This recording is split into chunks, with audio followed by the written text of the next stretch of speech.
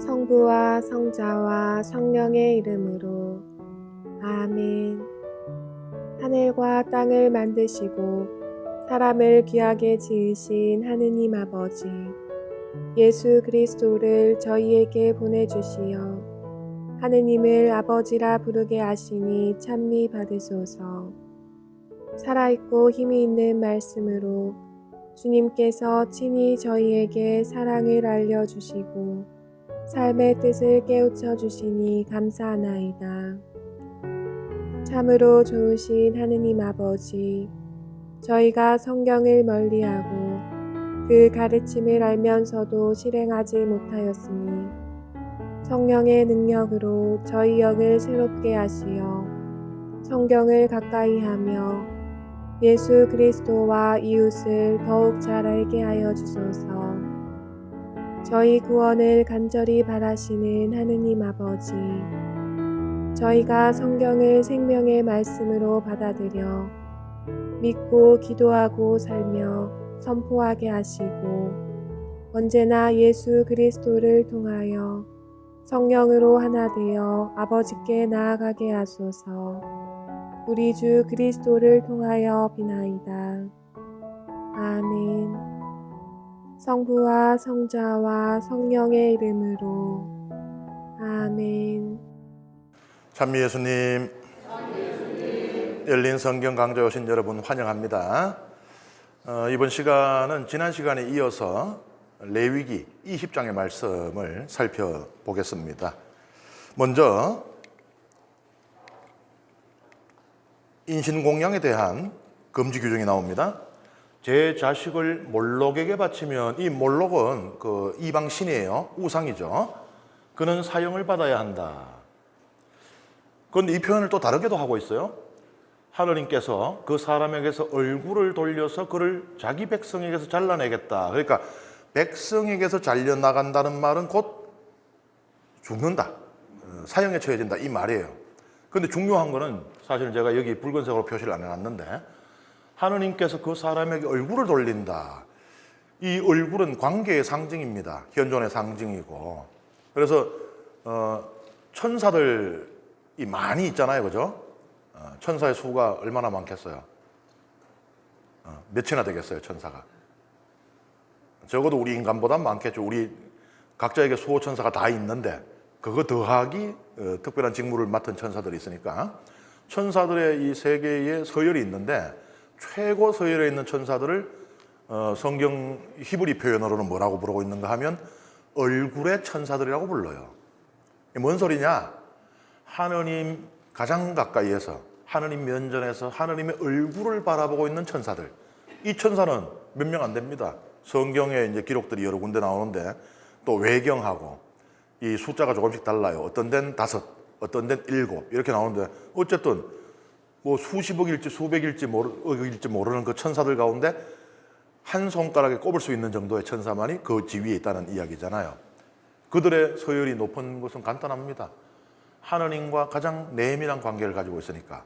요새 이제 우리가 뭐 정치권에서 많이 쓰는 표현을 빌자면은 하핵관이라고 할 수 있어요.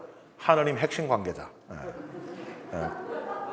그게 곧 그들의 권력입니다. 하핵관 천사들이 있습니다. 얼굴은 관계예요. 그러니까 하느님께서 얼굴을 돌린다는 건 뭐예요? 하나님과의 관계가 끊어진다는 이야기죠. 이게 진정한 죽음인 겁니다. 성경은 이야기하죠. 육신의 생명은 빼앗아도 영혼을 죽일 수 없는 자들을 두려워하지 마라. 하느님을 두려워해야 하는 이유는 무엇인가? 우리의 영혼까지 영원한 죽음을 맞이할 수 있게 되기 때문에, 그래서 그걸 강조하고 있어요. 여기 보면 이제 인신공양을, 우리 왜 보면 심청 이야기 있잖아요. 심청이 아버지 눈뜨게 하려고 공양미 300석에 팔려가지고 인당수에 퐁당, 그거 우린 그냥 이야기라고 생각하잖아요.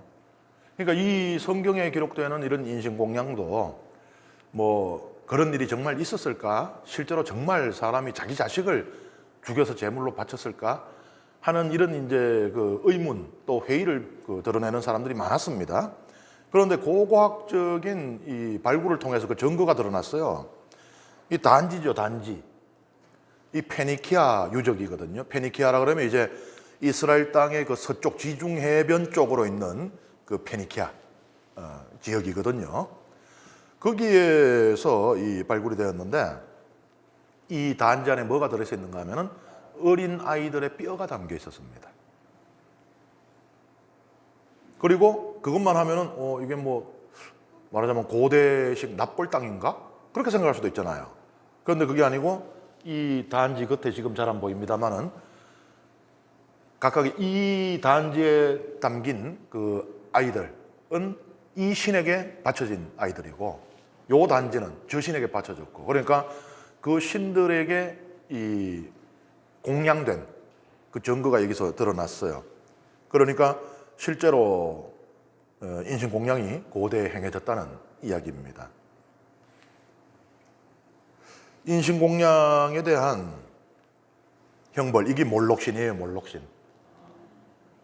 그러니까 청동으로 만들었습니다. 청동으로 만들고 밑에서 불을 계속 떼요. 그럼 이게 전체가 달궈지겠죠. 여기에 어린아이를 올리면 어떻게 돼요? 산채로 타서 죽겠죠, 그죠? 이렇게 이제 받쳐졌다라고 추정을 해서 이렇게 스케치를 한 것입니다. 인신공양을 하면은 그 레위기의 규정은 사형에 처해진다라고 하고 있는데 사형에 처해지는 방법은 무엇이었는가? 투석형이었어요. 돌 던져가 죽이는 거.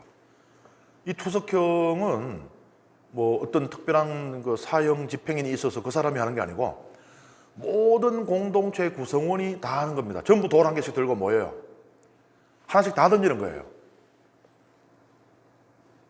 그러면은 그 행위 자체가 이 공동체 다른 구성원들에게도 이 경각심을 불러일으키는 겁니다. 아, 내가 만약에 저런 죄를 지으면 저렇게 비참하게 아니 어제 저녁에 나와 같이 대포 한잔 했던 옆집 김씨의 돌에 맞아 죽겠구나.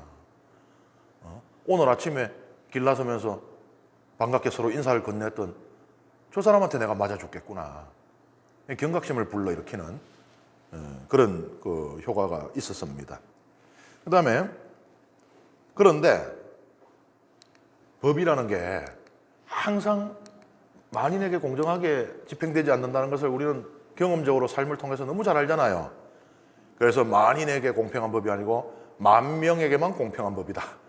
뭐 이런 이야기도 하는데 예를 들어서 이 범죄를 저지른 자가 우리 공동체의 유지예요. 이 범죄를 저지른 자가 우리 사목회장님이야. 사목회장님의 대자들만 해도 한 트럭은 되고 그걸 누가 감히 나서서 돌을 던집시다. 못할 수가 있잖아요. 그럴까봐 만약에 정에 끌려서 혹은 어떤 그 이익 때문에 혹은 어떤 그 힘의 관계 때문에 그 처벌을 미룬다면은 하느님께서 직접 나서신다 그래요.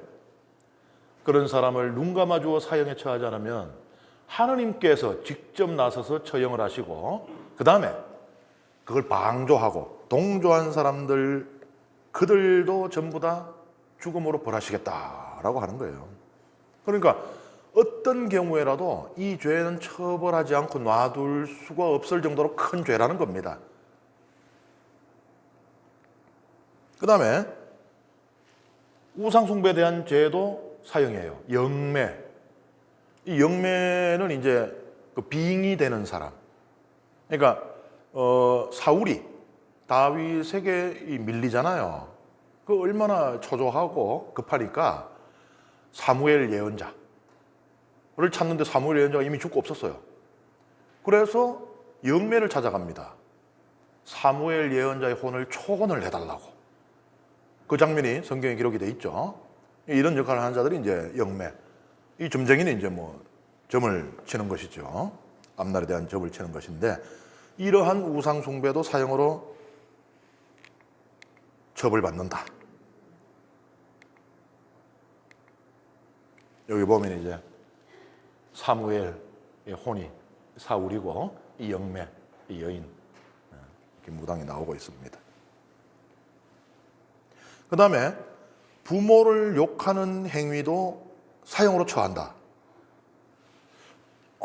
이게 대단해요. 아주 대단히 강한 윤리적인 그런 가르침을 내리고 있습니다.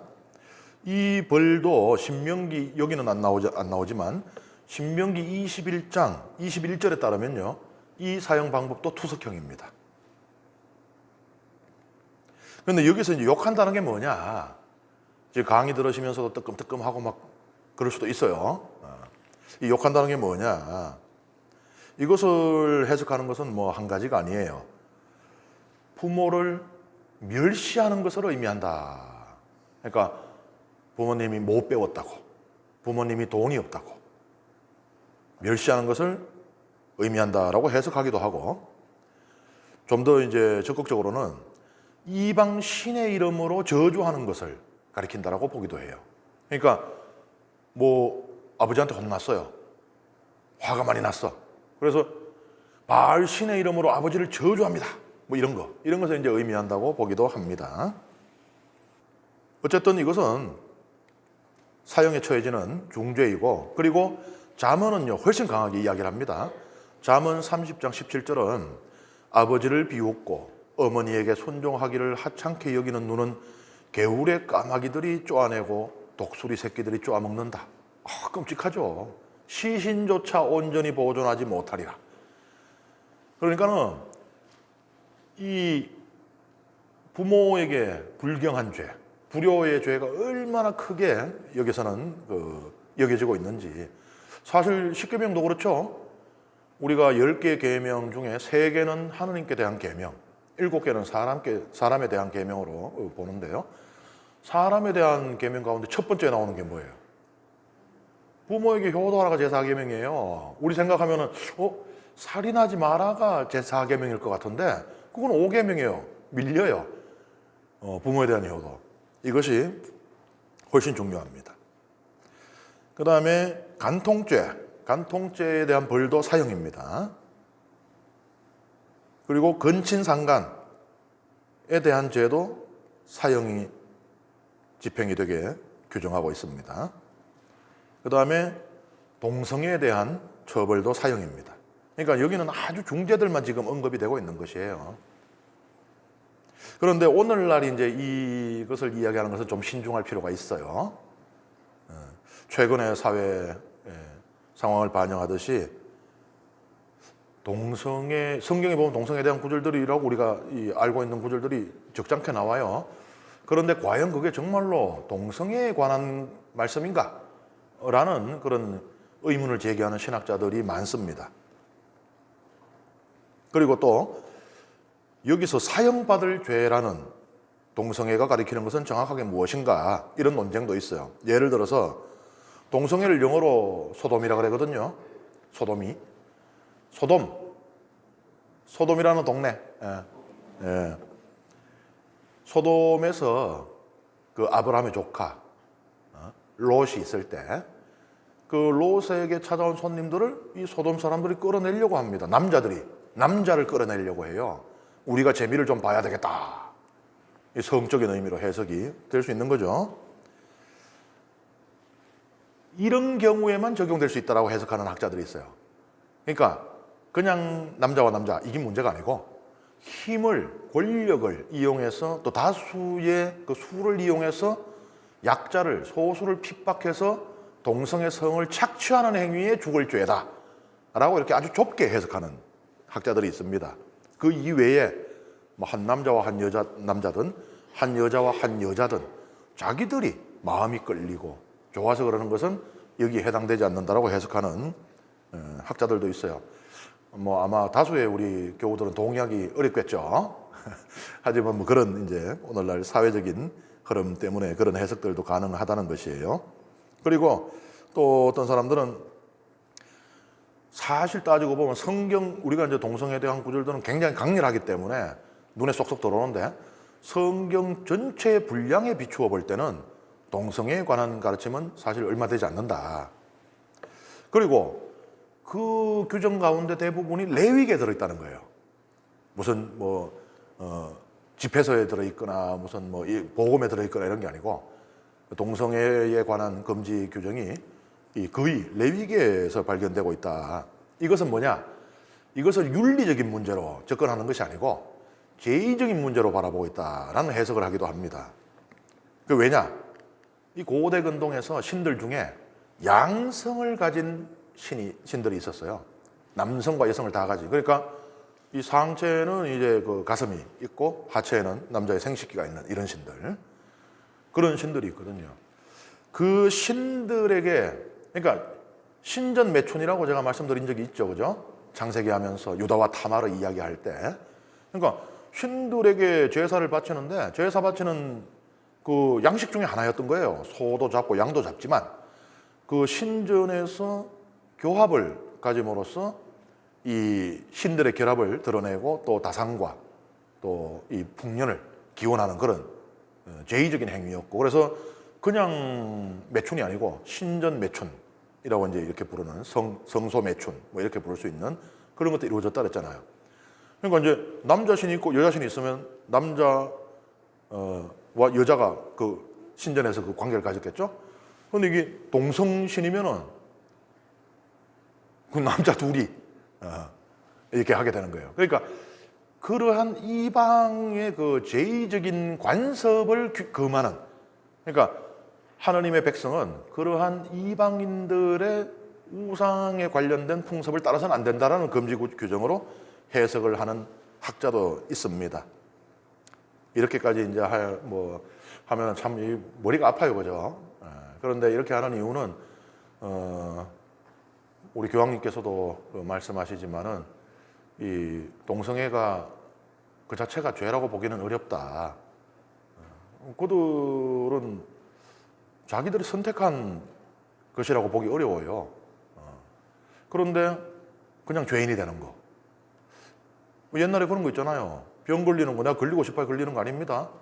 부스럼 병이 걸리거나 무슨 피부에 무슨 흰 반점이 나타나거나. 근데 그냥 죄인이 돼버리잖아요. 그러니까 그것은 하느님의 자비에 맞지 않다. 그래서 그들 가운데서도 태어나자마자 세례를 받고 신앙인이 된 사람들도 있을 것이고, 그들에 대한 배려도 필요하다. 그래서 이제 그러한 점들을 이렇게 특히 주목을 하고, 그들이 불필요하고 과도한 비난과 단죄를 받지 않도록, 그러니까 이게 정말로 동성에 대한 단죄 규정인지, 정말로 하나님께서 동성애는 단죄한다, 죄로 본다 하면은 그건 다른 문제이겠으나, 정말 하나님께서는 그렇게 말씀하고 계신가를 연구하고 싶은 거예요. 어떻게 보면 가장 자비로운 마음을 간직한 신학자들입니다. 그래서 그 소수에 대한 배려 때문에 그들은 하나님의 말씀을 거부하거나 비틀고자 하는 게 아니에요. 정말로 하나님께서는 그들을 단죄하고 계신가? 학자이니까 나는 학문적으로 찾아보겠다는 거예요. 그래서 만에 하나 연구를 해봤더니 하나님께서 그들을 단죄하고 있는 것이 아니다 가 된다면은 우리 교회 또한 그들을 품어야 된다라는, 그래서 그것을 이제 무조건 부정적으로 볼 것은 아니고 그렇거든요. 옛날에는 권력자들을 위해서 신학이 뭐라 그래야 되나, 부역했던 그런 때도 있습니다. 그때 정말 마음이 따뜻한 신학자들이 가난한 자들, 억압받는 자들을 위한 그런 신학들을 펼쳐냈죠. 우리는 그런 것들은 좋다고 보잖아요. 그래서 이것도 특별히 다르게 볼 것은 아니고, 동성애에 관한 부분도 정말 하나님께서는 그들을 죄인으로 보고 계시는 것에 대한 연구는 반드시 필요하다고 봅니다. 그 다음에 이제 사제직의 거룩함에 대한 규정입니다. 21장입니다. 함께 읽겠습니다. 주님께서 모세에게 말씀하셨다. 너는 아론의 자손들인 사제들에게 말하여라. 사제는 자기 백성 가운데 죽으니 때문에 부정하게 되어서는 안 된다. 다만 자기에게 가장 가까운 살붙이 곧 어머니와 아버지, 아들과 딸과 형제는 예외다. 또한 아직 남편이 없어 자기 곁에 있다가 처녀로 죽은 누이 때문이라면 부정하게 되어도 괜찮다. 그러나 자기 백성 가운데 어떤 사람과 혼인한 누이 때문에 부정하게 되어 자신을 더럽혀서는 안 된다.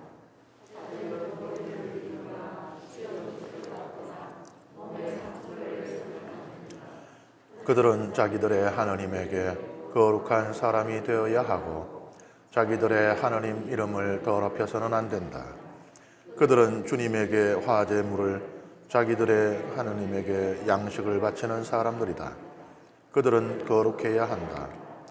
그들은 장녀나 몸을 더럽힌 여자를 아내로 맞아들여서는 안 된다. 남편에게 소방 맞은 여자도 아내로 맞아들여서는 안 된다. 사제는 자기 하느님에게 거룩한 사람이다. 너희는 사제를 거룩한 사람으로 대해야 한다. 그는 너희 하느님에게 양식을 바치는 사람이다. 사제는 너희에게 거룩한 사람이다. 너희를 거룩하게 하는 나 주님이 거룩하기 때문이다. 사제의 딸이 불륜을 저질러 제 몸을 더럽힐 경우 그것은 제 아버지를 더럽히는 것이다. 여자는 불에 태워야 한다. 자기 형제들 가운데서 으뜸으로 뽑힌 대사제는 성별 기름을 머리에 받고 직무를 맡아 예복을 입었으므로 머리를 풀거나 옷을 찢어서는 안 된다. 그는 어떤 죽음에도 다가가서는 안 된다. 자기 아버지나 어머니 때문이라도 자신을 부정하게 만들어서는 안 된다. 그는 성소 밖으로 나아가서 자기 하느님의 성소를 더럽혀서는 안 된다. 그는 자기 하느님의 성별 기름으로 축성을 받았다. 나는 주님이다. 그는 수처녀만을 아내로 맞아들여야 한다. 가부나 소방 맞은 여자나 장녀가 되어 몸을 더럽힌 여자, 이런 여자를 맞아들여서는 안 된다. 자기 백성 가운데에서 수처녀를 아내로 맞아들여야 한다. 이렇게 하여 자기 백성 가운데에서 자식을 더럽히는 일이 있어서는 안 된다. 나는 그를 거룩하게 하는 주님이다. 주님께서 모세에게 이르셨다. 너는 아론에게 이렇게 일러라. 너의 후손 대대로 몸에 흠이 있는 사람은 자기 하느님에게 양식을 바치러 가까이 오지 못한다. 정녕 몸에 흠이 있는 사람은 누구도 가까이 오지 못한다. 눈먼 사람, 다리 저는 사람, 얼굴이 일그러졌거나 몸이 기형인 사람, 다리가 부러지거나 팔이 부러진 사람, 곱사등이 난쟁이, 눈에 백태 낀 사람, 가려움증이 있거나 수포진에 걸린 사람, 고환이 상한 사람은 가까이 오지 못한다. 아론 사제의 후손들 가운데 몸이 흠이 있는 사람은 주님에게 화제물을 바치러 다가오지 못한다. 몸에 흠이 있기 때문에 자기 하느님에게 양식을 바치러 다가오지 못한다. 그는 하느님에게 바친 양식, 곧 가장 거룩한 것과 거룩한 것들을 먹을 수 있다. 그러나 몸에 흠이 있기 때문에 그는 휘장으로 오거나 제단으로 다가와서 나의 이 거룩한 것들을 더럽혀서는 안 된다. 나는 그것들을 거룩하게 하는 주님이다. 모세는 이 말씀을 아론과 그의 아들들과 이스라엘의 모든 자손에게 일러주었다. 19장은 하느님의 백성 전체에게 주어진 규정이죠. 근데 21장은 사제들에게 주어지는 규정입니다. 일반 사제 그리고 대사제에게 주어지는 규정입니다. 그러니까 규정이 이렇게 구분이 되는 것은 거룩함의 정도에 따라 가지고 갖추어야 할 거룩함의, 그러니까 이 공동체에서 맡은 직무에 따라서 갖추어야 하는 거룩함도 그 정도가 달라야 한다. 이런 그 생각에서 출발합니다. 거룩함의 정도를 알 수 있는 것은 공간적으로 알 수 있어요.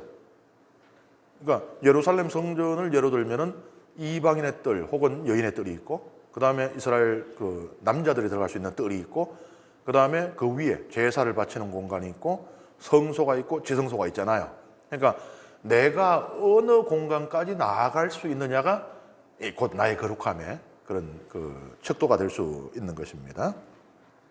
사제는 주거니 때문에 부정하게 되어서는 안 된다. 그러니까 부정한 것들이 많지만 그 중에 가장 부정한 것이 시신이에요. 그러니까 시신에 접촉하면 안 된다. 그런데 예외가 있어요. 가까운 살부치, 그러니까 가족의 시신에는 접촉할 수 있다. 이 규정을 유다 전성은요, 나중에 훨씬 엄격하게 적용을 합니다. 그래서 접촉의 개념을 어떻게 보는가 하면 그냥 이렇게 돼 있는 거, 이것만을 의미하는 게 아니고 2m 안으로 들어가도 이게 접촉이라고 그렇게 규정을 하게 됩니다.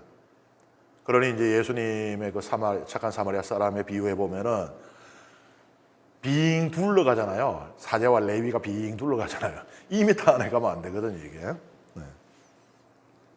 가까운 살부치에 속하는 사람은 부모, 자녀, 형제, 그리고 자매 중에서는 미혼. 여기도 출가 외인이 있어요. 시집 갖는 자매는 가까운 살부치가 아니에요. 그거 죽어도 2m 안에 못 들어가는 거죠. 근데 이제 여기 보면은 아내는 나오질 않지만 랍비들의 해석에 따르면은 아내도 살부치에 포함이 되었다라고 합니다.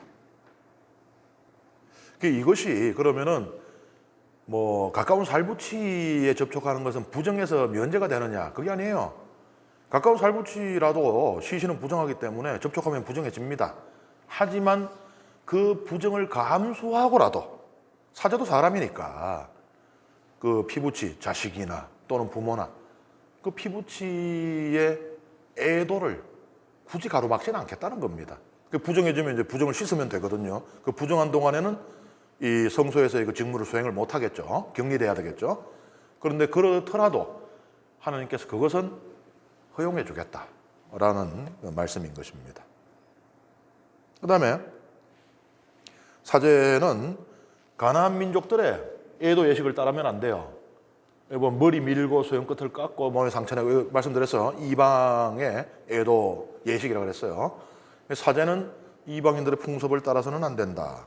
그러니까는 간혹 그럴 수 있어요. 불교에 보니까 이 좋은 게 있는데 이거 우리 천주교에 가져왔으면 좋겠다. 유교에 보니까 이런 거 있는데 이거 천주교에 바로 들어오면 좋겠다. 혹은 힌두교에 뭐 이런 거 있는데 이거 하면 좋겠다. 그래서 이제 그것을 이제 토착화라는 이름으로 뭐 그렇게 할 수도 있습니다. 그런데 어떤 경우는 뭐 많은 경우는 아주 참 우리 교회에도 유익할 수 있는 그런 방법으로 방향으로 이루어집니다만은 뭐 어떤 경우는 보면은 토착화라는 그 미명 아래 우리 그 교회의 어떤 근본적인 것들이 파괴되고 있는 그런 그 우려도 생겨나는 경우들이 있어요. 간혹 가다가 뭐 많지는 않습니다만은 대부분은 아주 훌륭한 토착화들을 잘 하고 있습니다만은 그러니까 그런 게 있어요. 여기 보면은 저기 보니까는 우가리 세웠던 예식에 보니까는 저런 게 있어. 가져오고 싶지. 그 다음에 뭐 우로에 그 달의 여신을 섬기는 예식을 보니까 너무 아름다운 거예요. 가져오고 싶지. 그럴 수 있잖아요. 사제는 그러한 이방의 풍습을 따르지 마라라는 이제 금령을 내립니다. 그 다음에 결혼을 할 때 추문이 없는 여인과 결혼을 해라. 우리는 뭐 아예 결혼을 안 하니까 이 상관이 없는데 옛날 그 이스라엘의 사제들은 이제 결혼을 했으니까 그러면은 그럴 수 있잖아요. 그 아내 때문에 사제의 평판에 문제가 생길 수도 있잖아요. 그렇게 되면은 이제 백성들은 의심하게 됩니다. 그 사제가 집전하는 제사가 과연 유효한지 그런 의심을 하게 되겠죠. 그래서 추문이 없는 여인과 여기서 추문이 없다는 것은 구체적인 게 딱 정해지진 않아요. 추문이 없다는 것이 뭐 이 사람이 이러한 일을 하지 않거나 또는 저러저러한 일을 하고 뭐 이런 것은 없어요. 그러니까 이제 상식적인 차원에서 이해를 할 수가 있겠죠. 그러니까 사람들의 입방아에 오르내리지 않는 사람 이렇게 이해를 할 수 있겠죠. 그 다음에 일반 백성의 딸이 불륜을 저지르면은 투석형에 처해요. 돌을 던져서 죽입니다. 그러니까는 이 복음에도 간음하다 붙잡혀 온 여인을 둘러싸고 전부 돌멩이 항치 다 들고 있는 거 아니에요. 예수님이 죄 없는 자 돌로 쳐라 하니까 이제 그제서야 돌을 내려놓는 거죠. 그런데 사제의 딸이 불륜을 저지르면요 사형 방법이 달라져요. 화형으로 사형을 집행합니다. 그러니까는 모든 사형 방법 가운데 가장 고통스러운 산채로 불에 타서 죽는 왜냐하면은 이것은 그냥 한 개인의 죄일 뿐만 아니라 아버지인 사제의 거룩함 또한 심각하게 훼손하는, 제가 아까 말씀드렸죠. 부인에게 추문이 있어도 그 사제의 거룩함이 훼손되어서 그가 이 거행하는 제사가 과연 온전할까라는 의심이 품게 되는데 딸이 불륜을 저질렀다. 마찬가지인 거예요. 그래서 훨씬 그 사형이 더 이게 좀 끔찍한 그런 방식으로 처해지게 되는 것입니다. 그 다음에 이제 대사제에 대한 규정이 나오는데요. 이건 또 사제들에 대한 규정보다 훨씬 더 엄격합니다. 심지어 대사제는요, 이방인들의 애도의식을, 사제들은 이방인들의 애도의식을 따르면 안 되는데, 대사제는 일반 백성들의 애도의식을 따라서도 안 돼요. 여기 보면은 머리 풀고 옷을 찢고 이건 이스라엘의 그 전형적인 전통적인 애도의 의식이거든요. 그러니까 성경에 나오잖아요. 압살롬이 죽었거나 이러면 막 옷을 찢고 막 그러잖아요. 근데 대사제는 그것도 하면 안 되는 거예요. 그리고 대사제는 부모의 시체에도 접촉하면 안 됩니다. 왜냐? 대사제는 이스라엘 백성 전체의 정결함을 상징하는 존재이기 때문에 심지어 직계 좀비 속에 시체와 접근하는 것도 용납이 되질 않습니다. 그리고 대사제의 직은 비울 수가 있는 게 아니에요. 사제들은 많이 있어요. 그 수가 많아가지고는 이제 조를 짜서 돌릴 정도로. 그러니까 내가 하나 부정해줘서 격리해도 다른 사제가 그 직무를 수행할 수가 있죠. 대사제는 당대에 한 명이란 말이에요. 물론 이제 나중에 예수님 시대에 보면은 당대에 한 명이 아니고 여러 명이 나옵니다. 왜냐하면은 대사제를 로마에서 이 로마 총독이 임명권을 가지고 있었기 때문에 돈 찔러주면은 이놈 대사제 시켰다가 또 더 많이 돈 찔러주면 저놈 시켰다가. 그래서 이 복음에도 보면은 우리가 헷갈리는 게 대사제 한나스, 대사제 가야파 둘이 나오잖아요. 당대 대사제는 하나밖에 없어야 되는데 이렇게 하다 보니까 대사제가 당대 3명, 4명까지도 있었던 적이 있게 되는 겁니다. 근데 원칙은 대사제는 당대 한 명이에요. 우리도 교황님은 계속 한 분이었잖아요. 옛날에 이제 그 뭐 대립교황 시대라고 하는 그런 그 어두웠던 시대를 제외한다면 당대 교황님 한 분이 이제 원칙이었죠. 최근에 와서는 이제 2분이 계신 적이 있긴 합니다만은. 그러니까 이 대사제는요, 그 직무를 누가 대체를 할 수 있는 게 아닙니다. 대사제 자리는 잠시도 비울 수가 없어요. 부정해지면 안 되는 겁니다.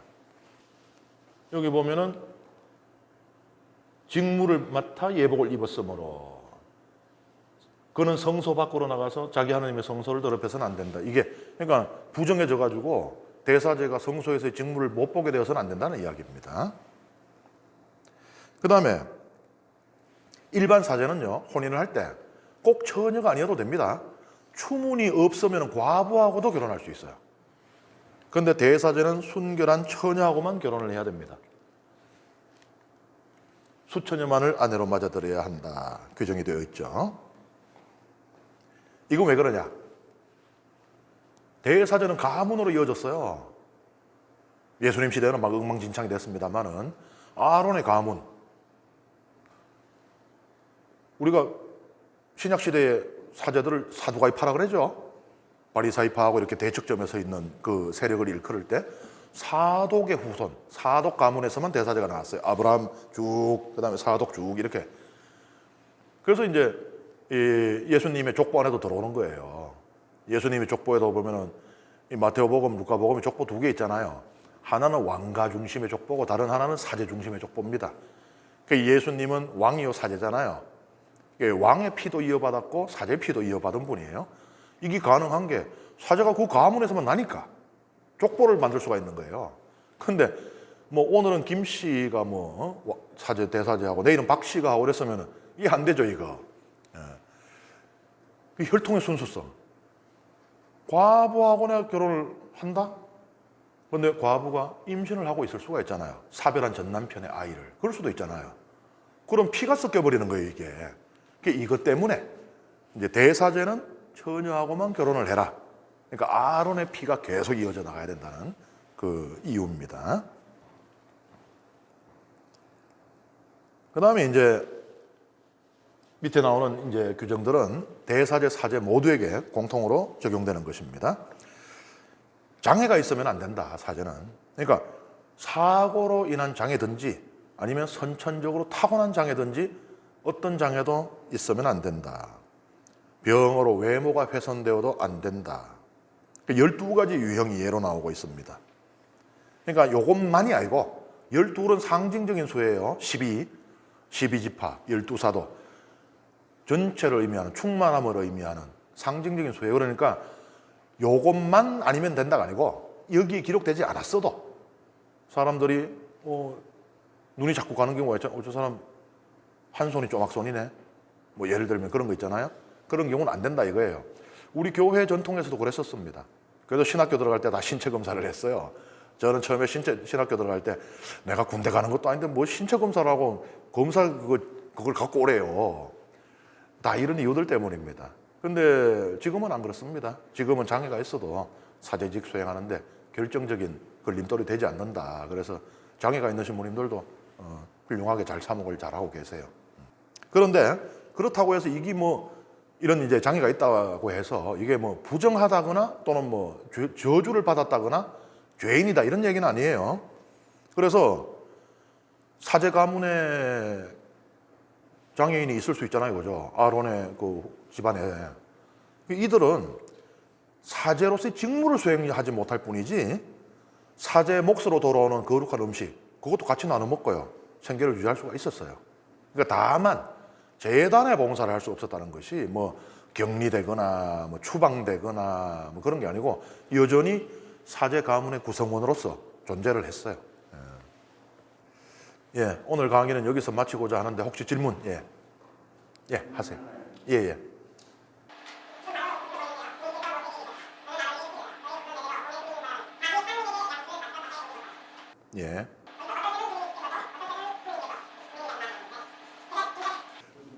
예. 잘 못 들으신 분들을 위해서 제가 다시 말씀드리면 성경에는 하느님이라는 단어도 사용되고 주님이라는 단어도 사용되고 있다. 지금 보시는 이 구절에서는 하느님이라는 단어가 사용되는데 어떤 기준으로 어떤 때는 왜 주님이라고 쓰고 어떤 때는 하느님이라고 쓰는가. 성경에는 하느님의 이름이 많이 나옵니다. 우리가 많이 들어봤을 법한 그 이름이 야훼, 엘로힘. 근데 그것만 있는 게 아니에요. 엘로이, 엘샤다이, 야훼 이레, 야훼 니시 등등 수많은 이름이 나옵니다. 그 왜 이름 하나만 쓰지 이름은 하나인데 별명은 여러 개. 왜 이렇게 많이 해서 헷갈리게 만드느냐. 하느님은 크신 분이잖아요.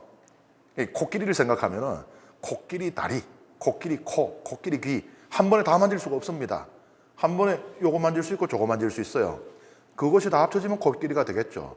하느님은 크신 분이에요. 그래서 하느님께서 가지신 그 속성을 한 입으로 한마디의 말로 다 표현할 수가 없습니다. 그래서 이 각각의 이름들이 하느님의 속성들을 뭐 자비의 하느님, 심판하는 하느님, 전능의 하느님 뭐 이런 속성들을 드러내고 있어요. 그것을 이제 우리가 이 한국말로 우리말로 이 성경에 번역을 하고 있죠. 현재 우리가 사용하고 있는 우리말 성경에 대표적으로 우리 눈에 들어오는 주님과 하느님 이 두 가지는요. 야훼는 전부 주님으로 번역을 했어요. 왜 그러냐? 야훼라는 단어를 테트라그람이라 그러는데 이제 신성 사문자예요. 유다인들이 소리내어 부를 수 없는 이름입니다. 감히 인간의 입에 하느님의 이름을 담다니. 우리가 아까 읽은 그 레위기 규정 가운데 하느님의 이름을 빌어 맹세를 하지 말라고 돼 있잖아요.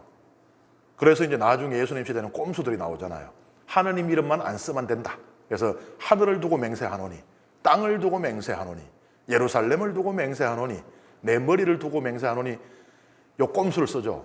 근데 결국 이거 다 하느님이잖아요. 하늘은 하느님의 어좌요, 땅은 하느님의 발판이요, 예루살렘은 하느님의 도성이요, 인간의 머리는 하느님의 영광을 비추는 거울이고. 그러니까는 이제 눈 가리고 아옹이라고 그렇게 했는데 감히 하느님의 이름을 입에 올리는 자체를 두려워한 겁니다. 그래서 야훼라는 말을 못했어요. 그래서 성경에 쓸 때는 야훼라고 써놓고 그걸 읽을 때는 뭐라고 읽었는가? 아도나이라고 읽었어요. 아도나이가 주님이란 뜻이에요. 그래서 히브리어를 읽으면은 히브리어 알파벳 읽는 식으로 우리 같으면은 기억하고 아가 있으면 가잖아요, 그죠? 그러면 써 있는 대로 읽으면 야훼가 돼야 되는데 그게 아니고 그걸 읽을 때마다 이 유다인들은 나나나나 하고는 아도나이께서 이렇게 가는 거예요. 심지어 아주 그 엄격주의에 사로잡힌 유다인들은 아예 침묵, 아도나이도 안 하고 그냥. 그래서 모세에게 이러셨다 이런 식으로 할 정도로 두려워했습니다.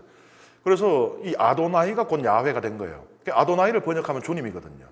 그래서 야훼를 우리는 주님이라고 번역을 했고, 엘로힘은, 그러니까 이 야훼라는 이름은 어떤 때 쓰이는가 하면 주로 출애굽과 관련된 사건에 많이 쓰이고 있어요. 해방하시는 하나님, 구원하시는 하나님, 그것을 강조할 때 야훼라는 이름이 많이 쓰이고 있고요. 엘로힘은 이 보편성, 그러니까 이스라엘만의 하나님이 아니고 온 세상의 하나님, 유일하신 분, 처음이자 끝이신 분, 이것을 이제 드러낼 때 엘로힘이라고 하는 이 하나님의 이름을 써요. 엘로힘은 이 복수형이거든요, 히브리 말로. 그래서 이게 뭐 어떤 사람들은 혹시 그 삼위일체이기 때문에 엘로힘이라고 복수로 한 거 아니냐 하기도 하지만은 옛날에 왕들이 보면은 자신을 복수로 지칭했습니다. 이걸 이제 영어로 로얄 위라 그래요. 영어로 I가 나잖아요. 그럼 왕이 이제 I 뭐 저쩌고 해야 되는데 그게 아니고 왕이 위 어쩌고 저쩌고 했어요. 왜냐하면 왕은 그냥 한 명의 사람이 아니에요. 이 백성 전체를 합친 것보다도 훨씬 더 중요한 사람입니다. 이 전체를 합친 것보다 더 큰 사람이에요. 그것을 이 복수형으로 표현했어요. 그래서 왕의 위, 왕의 복수라 그래가지고 로얄 위라 그럽니다.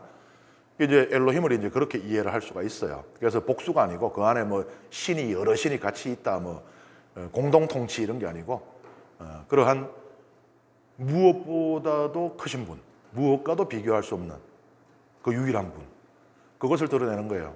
그러면 이제 그것을 우리말로 이제 뭘로 번역할까 했을 때 우리가 전통적으로 써오던 하느님이 있잖아요, 그죠? 하느님이란 건 천주, 그 하느님. 이거는 그 모든 것을 아우러 수 있는 그 존재, 유일자. 그것을 이제 가져와서, 그러니까 기존에 쓰고 있던 그 단어를 가져와서 이렇게 그 번역을 옮긴 것입니다. 그래서 성경을 읽을 때 하느님이라는 표현이 나올 때는 이것은 엘로힘을 번역한 것이구나. 그리고 주님이라는 단어가 나올 때는 이것은 야훼를 번역한 것이구나 할 수가 있습니다. 그리고 이게 수학 공식처럼 쓰이진 않아요. 제가 아까 야훼는 출애굽 사건하고 관련이 있다 그랬지만은 뭐 욥기 같은 데도 보면은 다르게 쓰이는 경우들도 있어요. 대체로 그렇게 많이 쓰였고, 그리고 아마 그 사건 때문에 야훼라는 이름이 생겨났을 것이라고 추정을 하는 것이지 거기에만 쓰였다라는 이야기는 아니에요. 엘로힘도 마찬가지로 하느님의 어떤 보편성, 하느님의 그 권능, 크신 권능 이런 것들을 드러낼 수 있지만은 뭐 항상 그렇다라고 제가 단언할 수는 없네요. 성경에 나오는 모든 하느님 단어를 제가 분석해 보질 못했습니다. 예.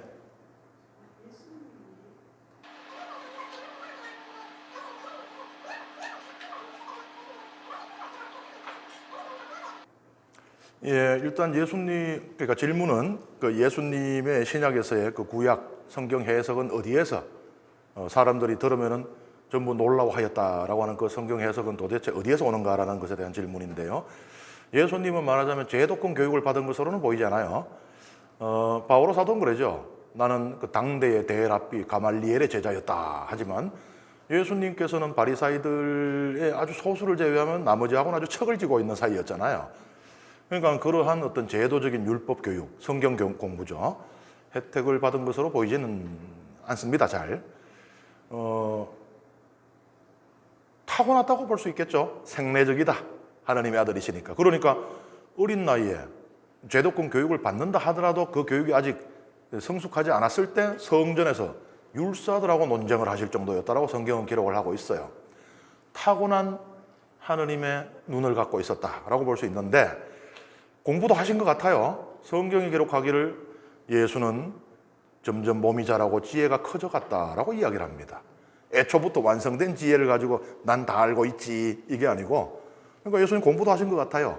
독학으로 율법을 공부했으나 하느님의 눈으로 그걸 읽다 보니 그 어떤 바리사이들의 해석과도 궤를 달리하는 해석이 가능해지지 않았겠는가. 그래서 하느님의 아드님이심과 또 사람의 아드님이심이 합쳐진 것이 예수 그리스도의 구약에 대한 독창적인 성서 해석을 가져오지 않았는가 하는 게 저의 개인적인 생각이에요. 이런 질문을 한 사람도 없었겠고 이런 책을 읽은 적도 없기 때문에 제 개인 생각이 그렇습니다. 예, 그러면은 오늘 강의는 여기서 마치도록 하겠습니다. 감사합니다.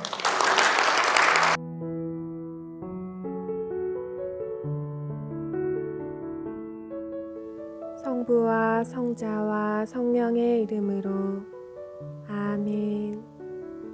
영광이 성부와 성자와 성령께 처음과 같이 이제와 항상 영원히 아멘. 성부와 성자와 성령의 이름으로 아멘.